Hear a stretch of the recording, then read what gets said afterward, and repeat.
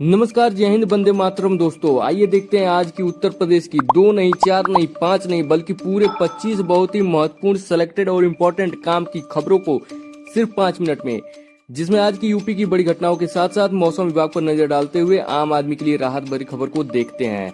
तो घड़ी में 6 बजने से पहले चैनल को सब्सक्राइब नहीं किया तो जरूर करें ताकि ब्रेकिंग अपडेट की जानकारी आपको मिल सके। चलिए दोस्तों, आए नजर डालते हैं आज की पहली बड़ी खबर पे, जो कि यूपी में ड्राइविंग लाइसेंस की नई व्यवस्था, 10 दिन में मिलेगा डीएल। यूपी के परिवहन विभाग ने ड्राइविंग लाइसेंस डीएल के आवेदकों के लिए एक नई व्यवस्था बनाई है।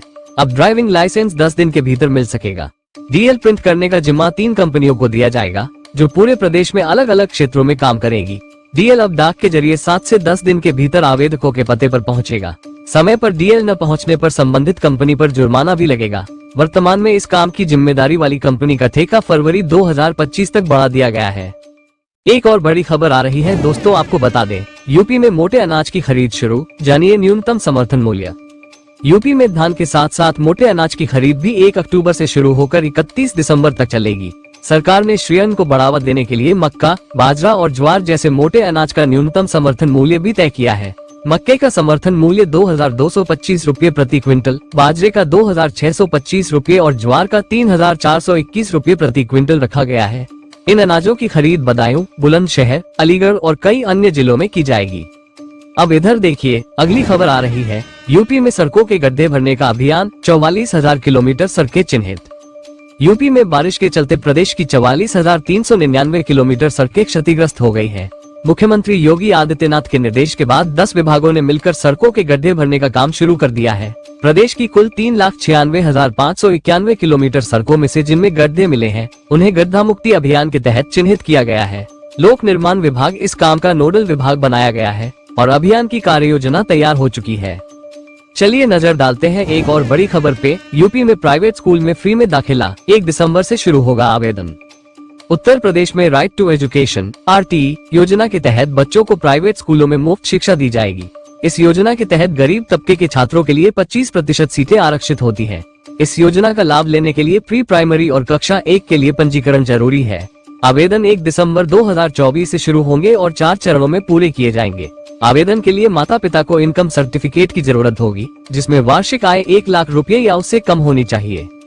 एक और बड़ी खबर आ रही है दोस्तों, आपको बता दें, नोएडा में होटल कारोबारियों के लिए ड्रीम प्लॉट्स योजना ई-ऑक्शन से आवंटन। योगी सरकार ने नोएडा में होटल कारोबारियों के लिए एक नई ड्रीम प्लॉट्स योजना शुरू की है।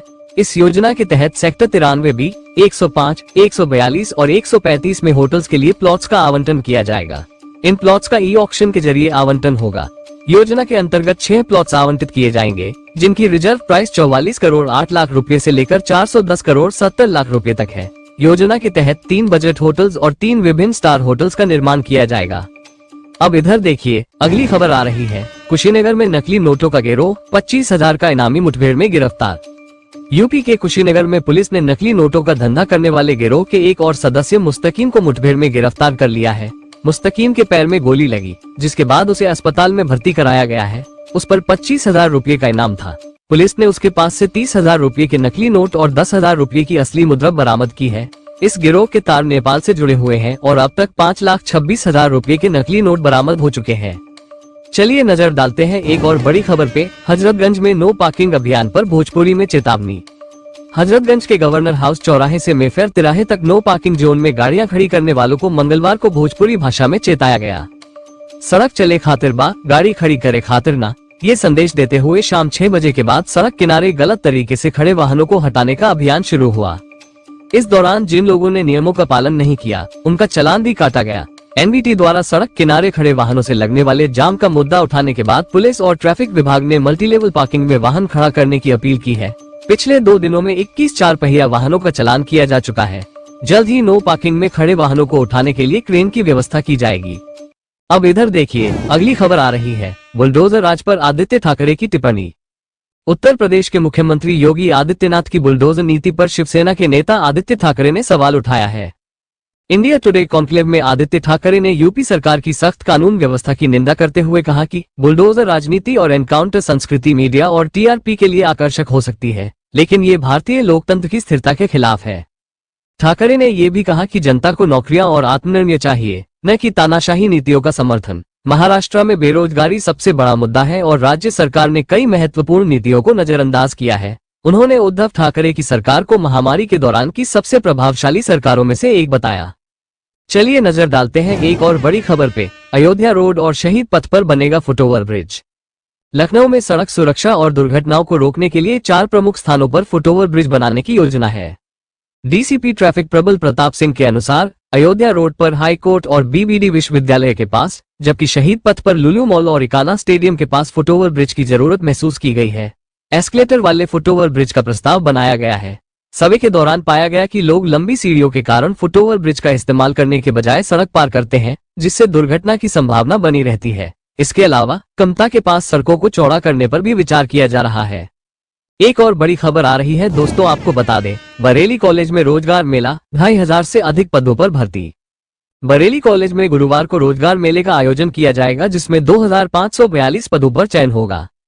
प्राचार्य प्रोफेसर ओपी राय ने इस आयोजन की तैयारियों का जायजा लिया और अभ्यर्थियों के लिए सुगम व्यवस्था सुनिश्चित करने के निर्देश दिए। यह मेला सेवायोजन विभाग के सहयोग से आयोजित किया जा रहा है, जिसमें 18 से 32 वर्ष के युवा शामिल हो सकते हैं। अभ्यर्थियों से अपील की गई है कि वे सुबह 10 बजे से शुरू होने वाले पंजीकरण के लिए अपना बायोडेटा अवश्य लेकर आएं। भर्ती में HR, digital marketing, computer operator और उत्पादन प्रबंधक जैसे पदों पर चयन किया जाएगा। अब इधर देखिए, अगली खबर आ रही है सिबिल स्कोर के लिए आरबीआई के नए नियम। भारतीय रिजर्व बैंक आरबीआई ने सिबिल स्कोर से संबंधित 6 नए नियम बनाए हैं, जो 1 जनवरी 2025 से लागू होंगे। इन नए नियमों के तहत अब सिबिल स्कोर हर 15 दिन में अपडेट होगा, जिससे ग्राहक अपने क्रेडिट स्कोर को बेहतर तरीके से ट्रैक कर सकेंगे। बैंक और वित्तीय संस्थान हर महीने की 15 तारीख और महीने के अंत में सिबिल स्कोर अपडेट करेंगे। यह नियम लोन लेने वालों के लिए फायदेमंद होगा और उन्हें अपनी वित्तीय स्थिति का बेहतर आकलन करने में मदद करेगा। चलिए नजर डालते हैं एक और बड़ी खबर पे। राशन कार्ड धारकों के लिए ई-केवाईसी की समय सीमा बढ़ी। उत्तर प्रदेश में गरीब कल्याण अन्न योजना के तहत मुफ्त राशन ले रहे 11 लाख लोगों के लिए राहत की खबर है। सरकार ने ई-केवाईसी की समय सीमा बढ़ाकर दिसंबर तक कर दी है, जबकि पहले यह अवधि सितंबर तक तय की गई थी। पूर्ति विभाग ने सत्यापन अभियान शुरू किया है, जिसमें आपात राशन कार्ड धारकों की पहचान की जा रही है। अब इधर देखिए, अगली खबर आ रही है आयुष्मान कार्ड पर नया अपडेट, सीएम योगी का निर्देश। मुख्यमंत्री योगी आदित्यनाथ ने 70 वर्ष से अधिक आयु के लोगों को आयुष्मान भारत प्रधानमंत्री जन आरोग्य योजना के तहत 5 लाख रुपए तक मुफ्त इलाज की सुविधा देने के निर्देश दिए हैं। सोमवार को मुख्यमंत्री ने अपने आवास पर चिकित्सा और स्वास्थ्य विभाग की समीक्षा बैठक की। उन्होंने कहा कि बुजुर्गों को जल्द से जल्द आयुष्मान कार्ड उपलब्ध कराया जाए। इस सुविधा से वरिष्ठ नागरिकों को बड़ी राहत मिलने की उम्मीद है। एक और बड़ी खबर आ रही है दोस्तों, आपको बता दें, सपा नेता house arrest, UP international trade show में हुआ पुलिस एक्शन। मुख्यमंत्री योगी आदित्यनाथ जब ग्रेटर नोएडा में यूपी इंटरनेशनल ट्रेड शो का उद्घाटन करने पहुंचे, तब समाजवादी पार्टी ने विरोध का ऐलान किया। पुलिस ने इसको देखते हुए पार्टी के प्रमुख नेताओं को हाउस अरेस्ट कर दिया। पार्टी के जिलाध्यक्ष सुधीर भाटी और अन्य नेताओं के घरों पर पुलिस तैनात की गई। इससे नेता अपने घरों से बाहर नहीं निकल सके और विरोध प्रदर्शन विफल हो गया। अब इधर देखिए, अगली खबर आ रही है बिजली विभाग की छापेमारी, 35 कनेक्शन काटे गए, 4 लाख रुपए की वसूली। वाराणसी में मुख्य अभियंता के निर्देश पर मंगलवार को बिजली विभाग ने सघन जांच अभियान चलाया। इसमें 35 बड़े बकायेदारों के कनेक्शन काटे गए और 4,35,000 रुपए की वसूली की गई। ये कार्रवाई टाउन 1 और टाउन 2 फीडर क्षेत्रों में की गई। 3 उपभोक्ताओं को अवैध केबल कनेक्शन के कारण धारा 135 के तहत मुकदमा दर्ज किया गया है। चलिए नजर डालते हैं एक और बड़ी खबर पे। दरोगा के खिलाफ बड़ा एक्शन, घर पर चस्पा हुआ कुर्की का नोटिस। हमीरपुर जिले की एक महिला द्वारा दुष्कर्म का आरोप लगाने के बाद से फरार दरोगा नागसेन आनंद के खिलाफ कुर्की की कार्रवाई शुरू की गई है। अपर जिला जज FTC द्वितीय ने कुर्की का आदेश जारी किया है। पुलिस ने दरोगा के घर पर नोटिस चस्पा कर दिया है। मामला 27 जुलाई 2011 का है, जब महिला ने दरोगा पर दुष्कर्म का आरोप लगाया था। अब इधर देखिए, अगली खबर आ रही है यूपी के 3 जिलों में बनने वाली है चकाचक सड़कें। गोरखपुर, कुशीनगर और महाराजगंज में 8 नई सड़कों के निर्माण के लिए सरकार ने 100 करोड़ 78 लाख रुपए की राशि जारी की है। गोरखपुर के भटहट से बांसस्थान मार्ग को 4 लेन में तब्दील करने के लिए 69 करोड़ 17 लाख रुपए आवंटित किए गए हैं।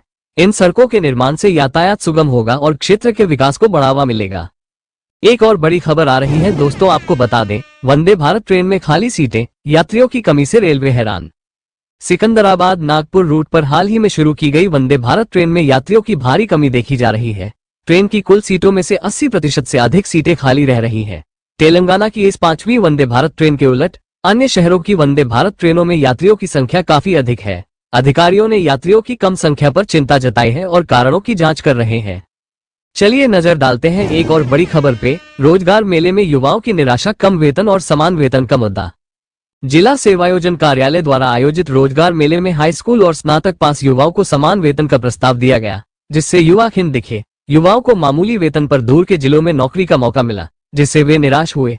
हालांकि मेले में अंततः 196 अभ्यर्थियों का चयन किया गया। कंपनियों ने चयनित उम्मीदवारों को 3 महीने की ट्रेनिंग के बाद रोजगार देने का वादा किया है।